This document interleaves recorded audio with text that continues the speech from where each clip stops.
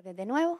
Me tienen y lo siento, pero bueno, los importantes y los protagonistas son ellos y lo vamos a pasar súper bien. Tenemos a Francisco Vescó, que vamos a hablar de su novela La Ronda, que además está nominada para el Premio Ciudad de Santa Cruz, novela criminal. Y tenemos a...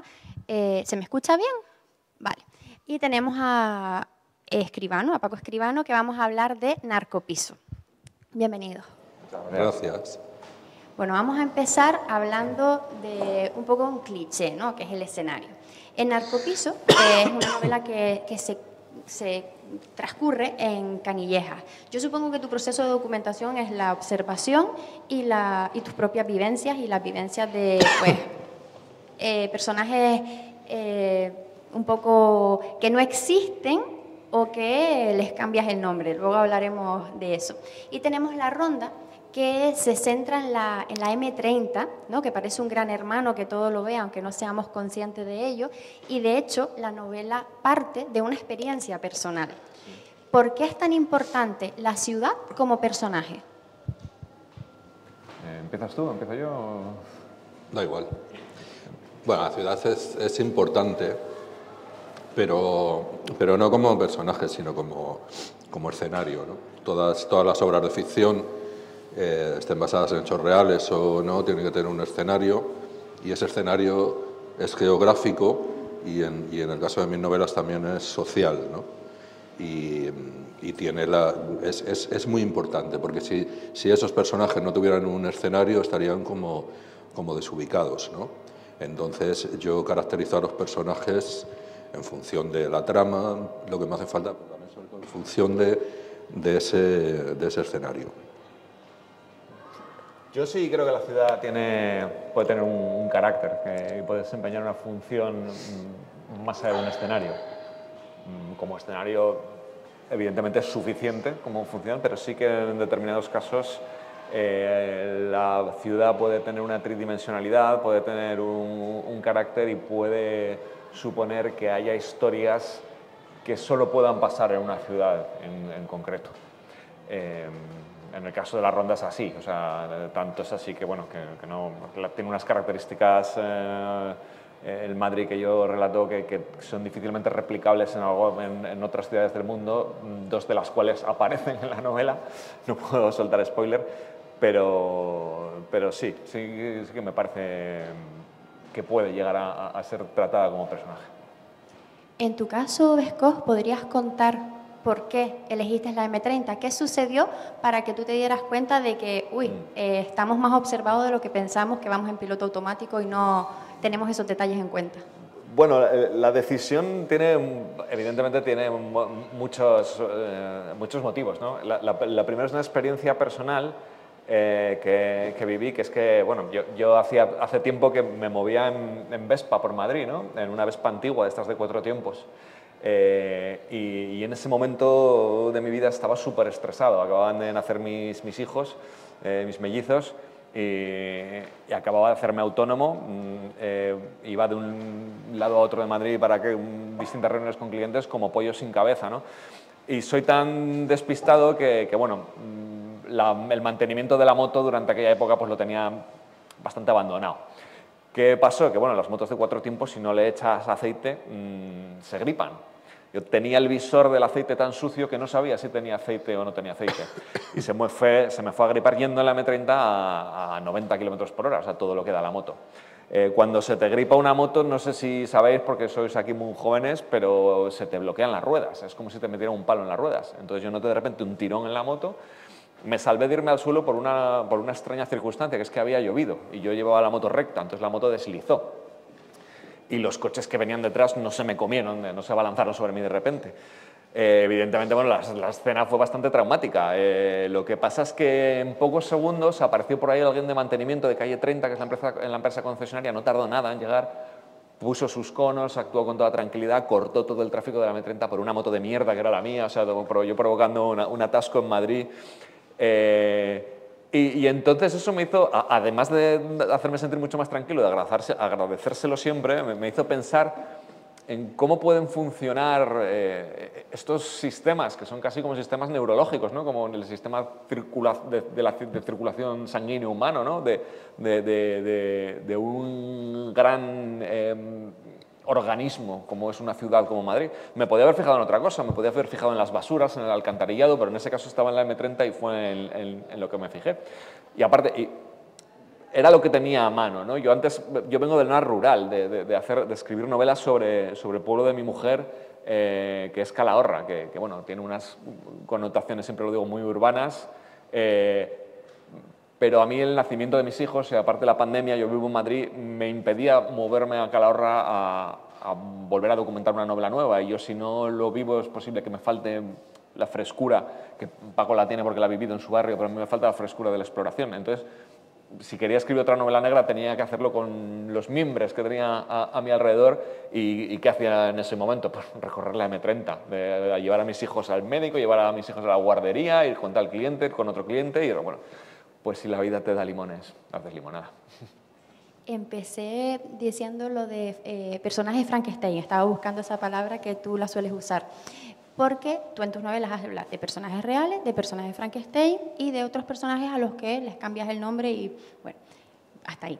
¿Alguna vez te has llevado un susto? Porque no, en la entrevista para el periódico no te quisiste mojar mucho, pero ahora voy a aprovechar. ¿Alguna vez te has llevado un susto por meter personajes con los que convives diariamente en alguna novela? Dijiste antes, en la provincia, si recuerdo, algún susto me he llevado y ahí quedó. Si te mojas, te mojas. Bueno, a ver, susto no, porque es cierto, yo compongo mis personajes con trozos de personas que yo he conocido, o a otros les cambio el nombre, o a uno les doy características de dos personas, pero a otros sí que los he sacado sin cambiarles el nombre. Entonces, una vez saqué a uno, que saqué a su padre, que era el borracho del barrio y tal, y una vez, cuando la primera vez que lo vi se vino para mí, digo, me va a dar un puñetazo. Y no, me dio un abrazo. Entonces, joder, digo, pues que... Y en esta última, había un personaje en mi barrio que era el Kilo, y este tipo era muy curioso, porque este se quedó colgado de los tripis cuando tenía 16 años, y bueno, es que era un tipo espectacular, ¿no? Salió del cine, se metió en el metro, empezó a ver a la gente con cabezas de marciano y tal, y se tuvo que salir del metro, y luego la paranoia, no podía andar porque había enanitos por el andén y tal, y acabó en el Alonso Vega hecho polvo, ¿no? Y este tipo había que tener cuidado con él, porque luego le soltaron y estabas tomando, porque era un tipo muy, muy simpático, pero estabas tomando con él una caña o lo que sea, no le podía decir, vete a la mierda, tío, porque veía una mierda venir, yo qué sé. Entonces era un personaje muy peculiar y además él estuvo bastantes años jodido, pero pilló la época esta buena de Felipe González, que daba pensiones casi sin preguntar, y le quedó una pensión. Y este tipo ha estado siempre por el barrio. Y este tipo es una enciclopedia, porque era mayor que yo y vivió toda la movida del cine kinky, de cómo los directores venían al barrio a pillar a delincuentes para hacer películas, de cómo luego los llevaban a fiestas, los drogaban, los violaban, bueno, en fin. Y este tipo, es que a mí me contaba muchas cosas y yo le escuchaba, mucha gente pasaba de él y tal, pero yo lo escuchaba. Era un tipo muy, muy amable y muy entrañable, ¿no? Y se murió, al final se murió. Bueno, fíjate si era cachondo que me debía 5 pavos, porque siempre estaba pidiendo, como en la novela, ¿no? Siempre estaba pidiendo 80 céntimos para unos purillos, no sé qué, tal, que luego los devolvía, pero era pedigüeño, ¿no? Y una Navidad, la Navidad previa a la que se murió, pues me lo encontré y estaba ya hecho polvo, estaba inflado de la cortisona, y me dice, Paquito, dice, que me voy, y lo que se iba, que se moría, ¿no? Dice, ¿sabes lo mejor? Dice, que no te voy a pagar lo que te debo, ¿no? Entonces era un tipo entrañable, ¿no? Y a uno de los personajes le he puesto el mote de este colega mío, porque realmente era mi colega, ¿no? Y a las hermanas no les ha gustado. Y están por ahí diciendo que me van a denunciar y tal, pero bueno, me da igual. Entonces, pero sustos no. Lo del abrazo no fue un susto. No, pero yo creí que me iba a meter el Carlitos, porque, pues claro, saqué a su viejo borracho y entonces, yo qué sé. Bueno, vamos a hablar de los personajes. Tenemos en Narcopiso el Pirri, un lector, un ávido lector y amante de los crucigramas. Tenemos al Perla, el filósofo, que siempre está pues reflexionando acerca de la vida. A la Araña, que es el público del Perla, por así decirlo, entre otros muchos personajes, ¿vale? Y luego está el sobrino de la Araña, que luego hablaremos de él porque me llamó mucho la atención. Y en el caso de la Ronda, también entre muchos personajes, tenemos a Seito, que es como un poco atormentado, ¿no? Sobre todo por su pasado, un caso ahí un poco ambiguo que le persigue, vamos a dejarlo ahí, la situación de su hijo, entre otros errores varios, porque él tiene la sensación de que está continuamente metiendo la pata. Tenemos a Dulce, que es como la pija que quiere demostrar que puede ser buena policía, y lo es. Y Rodríguez, la cerebrito. Y luego el comisario, que me decepciona un poco al final del libro. Cuando empiezan a escribir, ¿ya tienen diseñados los personajes tal cual serán o los van descubriendo a medida que van contando la historia? Yo suelo...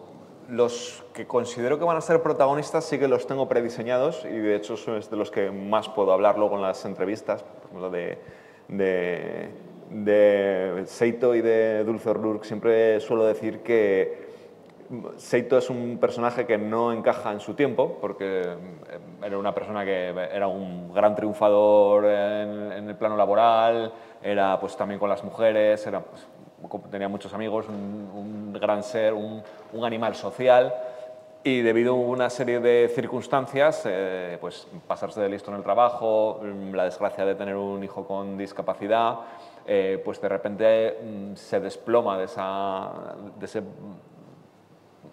cúspide de la pirámide, digamos, de éxito y está todo el rato resentido intentando regresar, pero no consigue.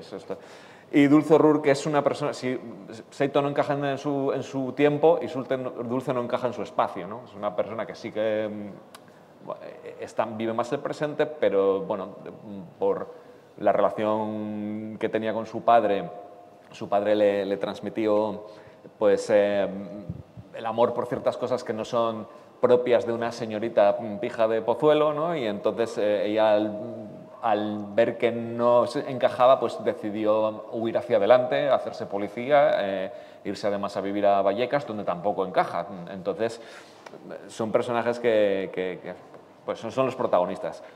Lo que pasa es que yo luego hay muchos secundarios que al final se me apoderan del libro porque a la hora de redactar soy un escritor bastante intuitivo, mis primeros manuscritos siempre son un desastre, pero siempre también surgen ciertos hallazgos, ¿no? Entonces yo para el personaje de Laura Rodrigo, que a mucha gente es el que más le ha gustado del libro, yo realmente cuando me puse con él lo único que tenía era en una pequeña escaleta que tenía que aparecer en tal capítulo un personaje que fuera un policía de escritorio, ¿no? Burocrático, que tuviera muy cierto talento para localizar el dato, la factura, el número en el ticket donde se descubre todo el pastel y tenía eso. Y entonces, bueno, cuando llegué a la primera escena donde tenía que aparecer ese policía, pues me imaginé un nombre, Laura Rodrigo, me imaginé una descripción y me imaginé una primera línea de diálogo. Y a partir de ahí fui tirando del hilo y me quedó un personaje pues muy carismático, creo. Sí, en mi caso igual. Yo los diseño pues, muy concienzudamente, sobre todo a los protagonistas, porque luego, según avanza la trama y tal, pues hay personajes que te surgen, simplemente lo que yo llamo personaje muleta. Yo no sé si existirá el concepto en guión, pero claro, son personajes que te hacen falta para que los protagonistas hagan su parte de la trama, ¿no? Y en este caso, lo que sí me están preguntando en todas las entrevistas, oye, es que el Pirri es muy listo, que lee, que no sé qué, y que el Perla, que hace unos razonamientos filosóficos, y claro, y la respuesta siempre es lo mismo, es que lo he hecho aposta, porque es que la gente que no ha tenido relaciones con la heroína se cree que los yonkis eran gilipollas, y no es así. Yo he conocido a yonkis muy inteligentes. Es más, yo me acuerdo cuando empezaron a ir los psicólogos a primaria, que nos hacían ahí los test de inteligencia, yo no sé qué coño nos hacían, el más listo no salía el que sacaba todos sobresalientes, ¿no? Yo me acuerdo que en mi clase salió uno que suspendía todo y acabó pues muerto de la heroína, ¿no? Entonces, claro, ¿qué es lo que pasaba? Que un yonki no se mete porque es tonto, se mete porque tiene muchos problemas. Y entonces, ¿qué pasaba? Que al hacerse heroinómano pasaba de tener muchos problemas a tener solo un problema, que es ponerse. Entonces era una solución temporal muy buena. Lo que pasa es que luego, claro, todos vimos en qué acababa aquello, ¿no? Y sí, en este caso los he caracterizado de esta forma para que la gente se dé cuenta de que la inteligencia no es patrimonio de una clase social o del barrio de Serrano. En Serrano son muy listos y en San Blas y en Vallecas somos muy tontos. No, somos todos personas humanas. De hecho, de mi barrio ha salido, pues yo qué sé, un periodista, un astronauta, o sea, el Pedro Duque y ya está. Lo que pasa es que las condiciones, pues no partimos, digamos, socialmente todos en las mismas condiciones. Otro personaje, me atrevería a decir, es la culpa. En el caso de Seito, lo persigue su pasado y no le permite avanzar, está como muy atrapado por la culpa. Y en tus novelas también, El Perla, por ejemplo, habla de que por la noche se le aparecen todos esos fantasmas que son sus amigos los que han muerto y él no ha muerto. De hecho, el Pirri quiere donar su cuerpo a la ciencia a ver por qué todavía no ha muerto. La culpa es un recurso literario para describir a los perdedores, a los antihéroes. La culpa es que también en la fase personal en la que estás cuando escribes algo, transmites muchas cosas a tus personajes. La culpa es algo muy de padre, el estar pensando constantemente que le vas a joder la vida a tu hijo, que por qué le has reñido, qué tal, que por qué no le has reñido, que entonces le has permitido cuál. Y sí, es una forma... A ver, estamos sometidos en esta época a una presión social por ser absolutamente perfectos. Tenemos una autoexigencia que es verdaderamente desoladora, o sea, y alienante, ¿no? Te pones a ver Instagram y parece que todo el mundo es perfecto, lleva unas vidas perfectas, tiene unos cuerpos perfectos y no somos muy capaces de ver más allá de esa perfección, entonces nos autoexigimos a nosotros lo mismo. ¿Qué pasa? Que nos ponemos el listón a un nivel absolutamente inalcanzable y luego todo el mecanismo neoliberal nos está diciendo que si no lo alcanzamos es porque no nos esforzamos lo suficiente, porque no damos de nosotros lo suficiente y eso genera mucha culpa, ¿no? Entonces se pueden hacer dos cosas, o ignorar esa autoexigencia y aprender a vivir de una manera pacífica con tus limitaciones o gripar, que es lo que le pasa a Seito, como le pasó al motor de mi Vespa también, por no echarle aceite, ¿no?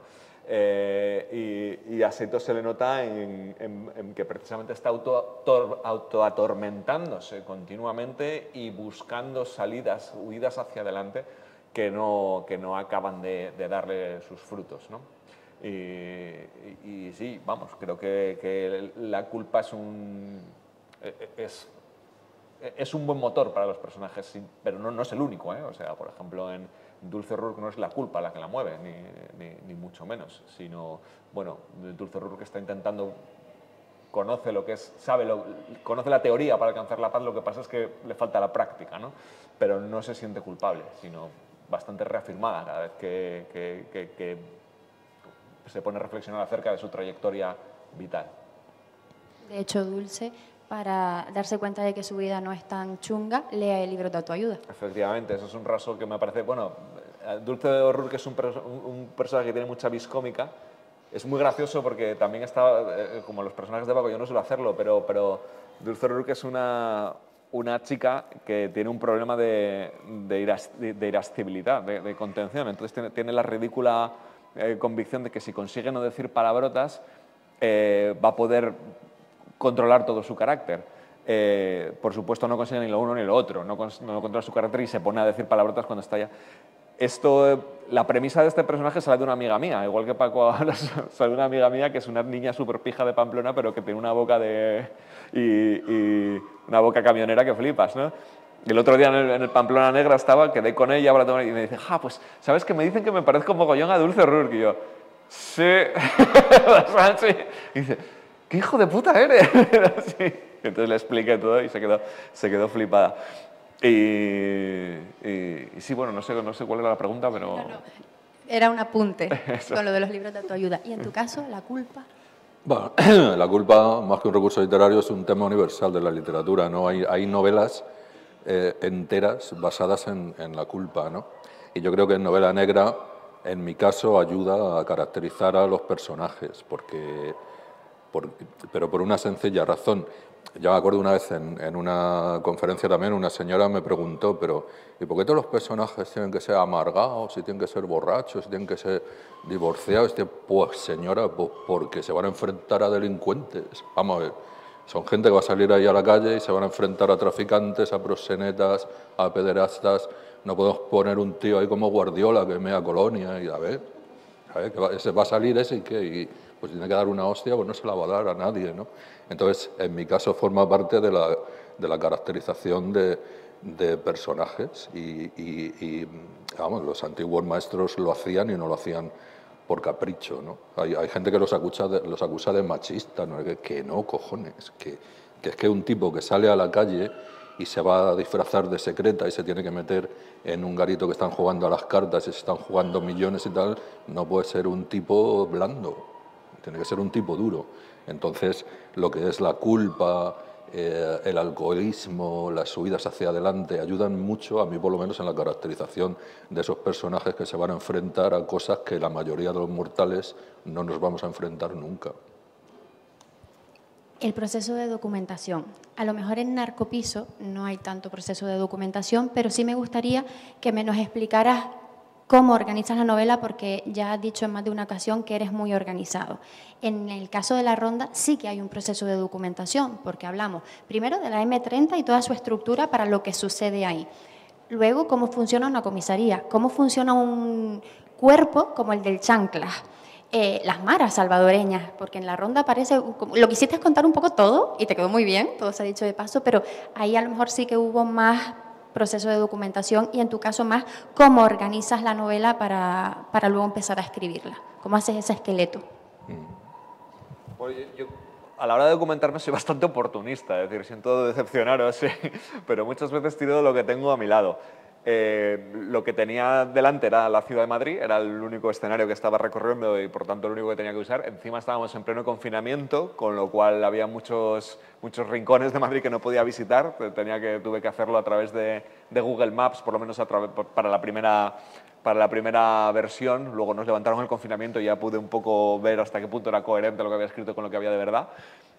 Y luego las subtramas, porque sí que es verdad que La Ronda es una novela que parte de un high concept muy potente y a partir de él se tira una serie de hilos que me obligan a incluir muchísimas subtramas, porque tienen que tener muchos personajes y cada personaje tiene que tener su backstory, sus personajes. Entonces, bueno, un poco es lo que tenía a mano. En ese momento, por algún motivo, no sé, circunstancial, tenía a mano un libro que se llama Cartas desde Zacatraz, de un periodista del periódico El Faro, de San Salvador, de Valencia, sí, de Roberto Valencia, que me estaba acojonando y justo yo, bueno, sabía que en La Ronda iba a haber unos grafitis que iban a hacerse una pista, enseguida detecté la asociación entre bueno, una cosa y otra, ¿no? Lo mismo pasó exactamente lo mismo con el tema de los últimos, digamos, remanentes del IRA. Que también está así, es como un poco todo, ¿no? Es como una ensalada La Ronda, ¿no? También fue porque en ese momento, bueno, tengo mucha relación con Irlanda últimamente, porque mis cuñados viven ahí, viajamos mucho allí, y había caído en mis manos también el libro No digas nada de Kiffy, ¿cómo se llama? Es que le mezclo el nombre con Grimir McRae Barnett, pero ese no es otro, bueno, un escritor. Y al final es documentación que va llegando a mis manos más que yo ir buscándola y si me gusta, me seduce, la incorporo, ¿no? O sea, en ese sentido, voy a decir que no soy tan minucioso, soy más bien oportunista. Bueno, pues en mi caso, yo empecé a escribir tarde relativamente, ¿no? Porque me daba mucho respeto esto de empezar a escribir, pero al final pues me lancé, ¿no? Y cuando yo me lancé a escribir, bueno, las primeras novelas que escribí no eran policiales, porque la novela negra también me daba mucho respeto. Pues yo creo que cualquier otro tipo de novela, a ver, esto que voy a decir, a lo mejor se molesta la peña, pero yo creo que cualquier otro tipo de novela, bueno, con saber redactar vale, ¿no? Pero es que la novela negra tiene muchos recursos literarios, ¿no? La metáfora, la comparación, el monólogo interior. A mí eso me da mucho respeto, ¿no? Pero bueno, al final me lancé, ¿no? Y cuando decidí escribir una novela negra, que era lo que a mí me gustaba como lector, pues digo, a ver, ¿y qué vas a escribir? ¿De un detective, de un policía y tal? Y al final digo, pero tío, si lo tienes delante, ¿no? Entonces yo lo que tenía delante era mi barrio y todas las movidas de mi barrio, ¿no? Y lo que yo me di cuenta también es que yo me estaba documentando toda mi vida sin saberlo. Pues claro, yo desde pequeño bajaba a la calle, ahí jugaba al fútbol, me peleaba con los gitanos, no sé qué. Luego ya pues pillabas que si los litros, que si los porros, que si tal, todas las movidas. Entonces yo me estaba documentando, con lo cual yo ahora mismo pues tengo dentro de mí un caudal, digamos, de la documentación esa que yo creía que no me estaba documentando, que yo creí que iba a escribir mi primera novela negra y ya van 10 o no lo sé, ¿no? Y, pues porque es que no se me agota, ¿no? Y luego también, como decía en la entrevista, pues tengo mucha rabia porque... Pero no me estropees esa pregunta, Vale, que venía ahora, venga. que tienen esa manía de estropearme Ok. las preguntas. En la entrevista, en la del periódico, te preguntaba que por qué escribes, ¿no? Y decías que por rabia. Y me gustaría también que tú contestaras a por qué escribes. Y me contestaste por rabia de lo que había pasado. Y mi pregunta es, ¿escribes por rabia del pasado o sigues escribiendo por rabia del presente al ver que hay muchas cosas que no están cambiando en tu barrio y en general con la situación del narcotráfico y del consumo? Bueno, pues las dos cosas, ¿no? Porque como te decía en la entrevista, en mi barrio mi barrio y Carabanchel y Villaverde y Vallecas y Vicálvaro y Hortaleza y Fuencarral fueron pueblos absorbidos por Franco en el desarrollismo para albergar allí a toda la emigración que venía sin control a las fábricas. Pues por un lado había un excedente de mano de obra en el campo por las máquinas y por otro lado hacían falta gente para las fábricas, ¿no? Entonces, todos estos nuevos barrios que te he dicho son de migrantes. ¿Y por qué vinieron del pueblo? Pues porque, a ver, el que tenía su vida en el pueblo, pues se quedaba allí, lógicamente, pero el que venía era porque no tenían nada. Mis padres no tenían nada, mis abuelos no tenían nada, y así hasta Adán y Eva, ¿no? Y entonces, pues por eso se vinieron. Y claro, yo lo vi, mis padres trabajaron como burros, porque además las jornadas no eran de 8 horas ni nada, y el sistema les devolvió a sus hijos como bonitos cadáveres en ataúdes baratos, ¿no? Y ni ellos ni sus hijos se merecían eso, porque nosotros, los hijos, también nos han obligado a ser de un barrio, o sea, nosotros hemos perdido las raíces de nuestros ancestros y tal. Entonces yo estoy muy cabreado con el sistema por habernos hecho eso, por haber hecho el genocidio de la heroína, y luego también yo tenía en la cabeza, yo he sido muy rebelde siempre, ¿no? Y yo tenía el pensamiento de que cuando yo fuera cumpliendo años y tal, me iba a tranquilizar, digo, es normal, ¿no? Maduras y tal, pero resulta que estoy más rabioso, ¿no? Entonces sigo escribiendo por rabia, y sigo escribiendo porque en el barrio sigue habiendo droga, y sigue habiendo pobres, y sigue habiendo ricos, y poner la tele y es que siempre es lo mismo, los ricos contra los pobres. Ahora está Israel contra Gaza, el Putin contra no sé qué, el otro contra... O sea, pues más rabia tengo todavía. O sea, que yo creo que yo creo que me moriré pataleando, y por eso escribo. Él escribe por rabia, ¿y tú? Yo mi respuesta me temo que no es tan romántica. Yo escribo un poco para saciar mi inseguridad, mi propia inseguridad, con ciertas dosis de vanidad, ¿no? Algo que se me da hacer bien, que me gusta hacerlo y que me reporta cierto reconocimiento. Y empecé básicamente por eso, ¿no? Al final acabas llegando a los temas por querer hacer una buena novela, llegas a los temas. Pero yo no inicio una nueva novela desde un tema, ¿sabes? Yo escribo por escribir, lo que pasa es que por hacerlo bien acabo llegando a los temas que creo que son interesantes, ¿no? Entonces, bueno, me temo que mi respuesta es bastante más egótica. Hay una similitud en la novela de ambos y es que aparecen policías corruptos que miran hacia otro lado. Y yo me pregunto, ¿ficción o cruda realidad? No, ficción, nada. O sea, la policía siempre ha sido corrupta y siempre habrá corrupción dentro de la policía. Hombre, lo que pasa es que no es lo mismo la policía franquista que la policía de ahora, ¿no? Pero incluso en Estados Unidos, que es el paradigma de la democracia, perdón, del capitalismo, pues hay policías corruptos. O sea, es que eso es un hecho.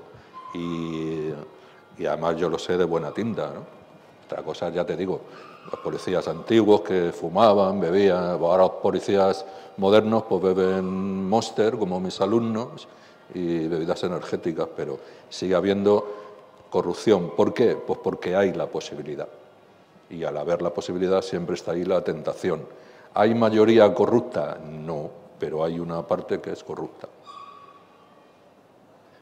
Es que no hay colectivos ni profesionales ni de cualquier otro tipo compuestos exclusivamente de seres de luz. La corrupción es inherente al ser humano y cuando tienes un poco de autoridad y un poco más de poder, cuanto más autoridad y más poder haya, más posibilidades habrá de ejercer la corrupción. Con lo cual, en todos los colectivos hay personas que ejercen la corrupción a su manera. Tanto en los profesores de instituto como en la policía. ¿Qué pasa? Que en los profesores de instituto pues la corrupción que llevan a cabo no es tan determinante para el buen funcionamiento de la sociedad como es en la policía. Yo no creo que en la policía haya una corrupción sistematizada, pero sí creo que hay policías corruptos y salen en los periódicos. O sea, en la trama de las mascarillas, sin ir más lejos, hay un guardia civil metido de esta semana. Entonces, yo creo que hace falta ser muy ingenuo para creer que colectivos profesionales, colectivos sociales, incluso activistas, están compuestos de personas que son íntegras éticamente de los pies a la cabeza. Eso es muy maniqueo desde el punto de vista del escritor y muy estúpido desde el punto de vista de la persona. Lo que pasa es que en España yo creo que hay menos límites comparado con los países de nuestro entorno. En los países de nuestro entorno de la Unión Europea pues se considera corrección que a un político le hagan un regalo, por ejemplo, ¿no? Pero es que aquí el nota del Koldo se ha llevado 10 millones. O sea, yo con 10 millones se me soluciona la vida. Sí, cada país tiene sus idiosincrasias. Menciona Estados Unidos. En Estados Unidos la corrupción es legal y está regulada, curiosamente. O sea, todo el lobismo es como yo te meto 10 millones para tu campaña, pero que sepas que luego me vas a tener que hacer favores. Y eso es, para nosotros es absolutamente impensable, ¿no? Pero, sin embargo, a nosotros hacemos cosas de tapadillo que en Estados Unidos conllevaría pues, la pérdida de las elecciones yo creo que las corrupciones tienen su idiosincrasia, depende de en qué parte del mundo estemos. Dos preguntas por separado y le damos paso al público. La novela, La Ronda, termina con... Bueno, hay una escena casi al final que Seito se está yendo con su hijo por el Parque del Retiro y se da la vuelta para decirle a Dulce una frase que no podemos decir porque lo desvelamos todo. Pero entonces el lector puede pensar que hay una segunda parte. Sí, podría y podría no haberla. Esa es la decisión que estamos intentando tomar ahora, que estoy intentando tomar ahora, ¿no? Si me apetece hacer una segunda parte de La Ronda o si prefiero pasar a otra cosa. Ahora estoy con una novela infantil que le he prometido hacer a mis hijos. Soy muy lento a la hora de tomar decisiones, soy muy lento a la hora de escribir noir. Entonces, bueno, es que es una putada eso. O sea, es que la gente no sabe lo que los economistas llaman el coste de oportunidad, ¿no? El coste de oportunidad implica que tú inviertes en una cosa y eso supone que dejas de invertir en un montón de cosas, ¿no? Entonces, cuando te comprometes con una novela, que vas a estar con ella yo unos 2 años mínimo, hay gente que es más rápida, siempre me va a estar rondando en la cabeza el por qué no escogí otras novelas, ¿no? Entonces, que también tengo ahí almacenadas en la cabeza. Entonces, a mí es una decisión que me cuesta mucho tomarla. La ronda, por tal y como termina, puede terminar así. Me gustan los finales abiertos, es decir, si esta fuera el final de una trilogía, también sería abierto. Pero efectivamente también puede haber una secuela. Estaremos a la espera. En tu caso, volvemos al sobrino de la araña. Ha tenido ya problemas con la droga, él toma Red Bull y pastillas, no caballo, y ya ha estado en la cárcel.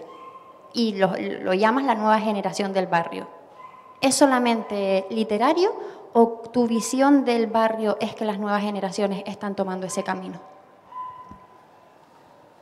Claro, no, es real. Las generaciones nuevas han tomado este camino como nosotros en su día tomamos un camino diferente al de nuestros padres, ¿no? Además, yo tengo la ventaja de que soy profe y entonces yo cuando entré a dar clase yo tenía en el aula gente muy parecida a mí, porque yo también era joven. Yo en el aula tenía pues heavies, punkis, rockers y ahora pues tengo una tipología de alumno que van todos iguales, es decir, con el pelo rapado, con el pedazo móvil, pedazo zapatillas deportivas y que no les interesa nada lo que les estoy diciendo, ¿no? Pero, a ver, que no son ni mejores ni son peores, pero claro, tienen otra idiosincrasia, entonces yo lo tengo que plasmar en las novelas. Ahora mismo estoy corrigiendo la que va a salir en mayo, se va a llamar Después de la derrota, primicia para Tenerife Noir. Y claro, hay un atraco en donde hay 3 neo-yonkis que son los que dan el palo, que además en época de pandemia, no es una novela de la pandemia, pero coincide, van con mascarillas, con la bandera España aquí, yonkis y tal, y claro, ya no se llaman tronco ni colega, se llaman brother, se llaman hermanos, se llaman loco, y yo eso lo saco de mis alumnos. Yo no paro con gente que me llaman bro, ni no, yo paro con gente de mi generación y tal, pero eso yo lo pillo de mis alumnos. Entonces, claro, es real, en Narcopiso los sobrinos de la araña son de otra generación y tienen ese ímpetu que tienen los jóvenes, ¿no? Cuando viene, bueno, yo qué sé, ellos los toman a estos como ídolos y estos dicen, no seáis gilipollas, no vayáis por nuestro camino, que vais a la ruina, pero ellos como jóvenes no lo entienden. Igual que el Pirri y el Tijeras cuando eran jóvenes no lo entendían tampoco. Entonces se va a repetir la historia. Se va a repetir la historia en Canillejas y en muchas otras ciudades, obvio. Sí. Antes hablábamos fuera de micrófono, mis novelas son todas independientes, ¿no? Pero sí que en esta meto al Tijeras que salía en Prohibido fijar cárteles, ¿no? Y esta que voy a sacar ahora es también independiente, pero en la que estoy escribiendo ahora es una novela de reencuentro. Y ahí voy a meter a personajes de otras novelas que se van a encontrar y van a hacer una movida, la van a liar parda. Y es un homenaje a mis personajes y es un homenaje también a los lectores, porque yo creo que a los lectores, por lo menos a mí me pasa como lector, les gusta recuperar a personajes y pensar que ha sido de ellos y tal, ¿no? Bueno, pues yo creo que ya es hora de darle paso al público, que seguro que quieren hacerle alguna preguntita.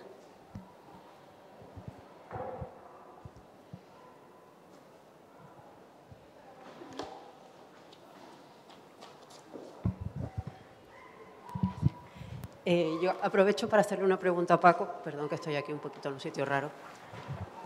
Ahora que has mencionado la nueva generación de protagonistas de tu próxima novela, que ya son más jóvenes de los de antes, porque yo veo que las novelas tuyas retratan una época no muy concreta, porque es verdad que desgraciadamente se puede extender en el tiempo, como decía Elizabeth antes, las cosas no cambian demasiado, pero quizá con la que determinada generación se puede ver muy representada por vivencias personales, pero tú ves que ahora tus lectores puedan verse o vayan a ir evolucionando hacia generaciones más jóvenes que se representen o se identifiquen con estos nuevos neoyonkis protagonistas de la historia?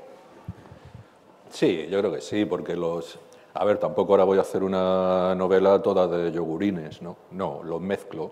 O sea, siguen apareciendo los antiguos, aparecen estos nuevos y tal, y yo creo que además esto engancha un poco también con las nuevas generaciones, ¿no? No para que todos los que me lean, para que no sean todos cincuentones y sesentones, ¿no? Y algunos alumnos míos me han leído y tal, y han leído novelas de ese tipo de personaje antiguo y me preguntan, dice, pero profe, dice, ¿de verdad que era así? No, es que era así de crudo. Es que se metían un pico en el descampado y se quedaban hechos polvo, y cuando se levantaban por la mañana pues las ratas le estaban mordiendo los pies y las orejas a los pobres yonkis. O sea, es que era así de crudo, y por eso a mí me gusta contarlo. Y lo que sí es cierto que, claro, al llevar muchas dosis de realismo social, pues claro, yo no puedo esconder que hay nuevas realidades en el barrio, y hay nuevas generaciones, pero también hay emigrantes que en mis tiempos no había, porque ¿quién iba a venir a mi barrio? Vamos, sería al revés, ¿no? De mi barrio habríamos ido en cayuco a Marruecos, estaba mejor Marruecos que mi barrio, ¿no? Pero ahora está muy bien, y hay sudamericanos, hay búlgaros, entonces yo no puedo esconder esa realidad, y lo pongo también en los libros.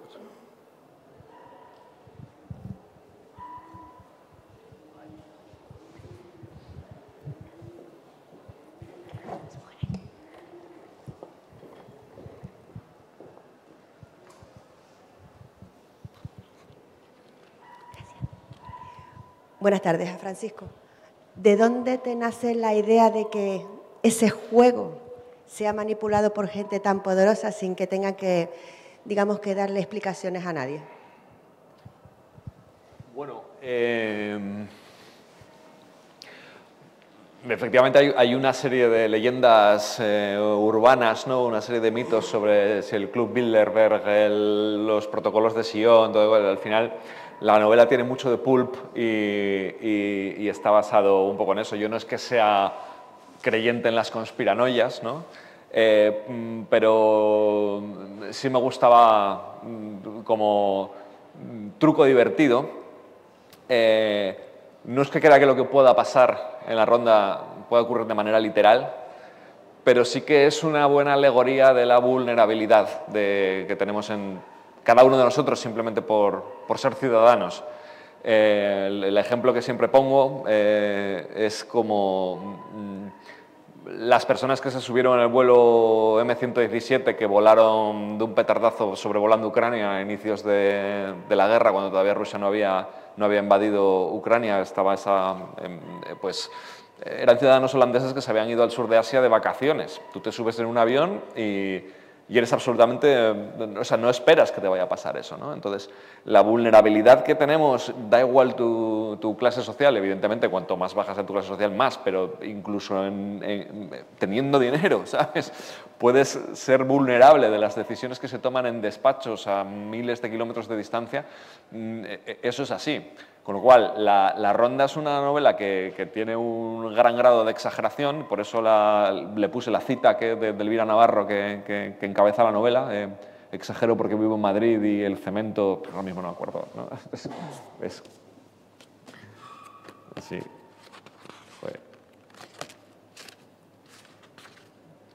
Exagero porque vivo en Madrid y en las calles solo se adivinan toneladas de cemento, ¿no? Que es una cita que me parecía muy, muy buena, no como explicación de la obra en sí, sino explicación de mi forma de haber hecho las cosas, ¿no? O sea, no creo que sea posible literalmente, pero sí que como alegoría de nuestra vulnerabilidad, de la de todos, me parece que se sostiene.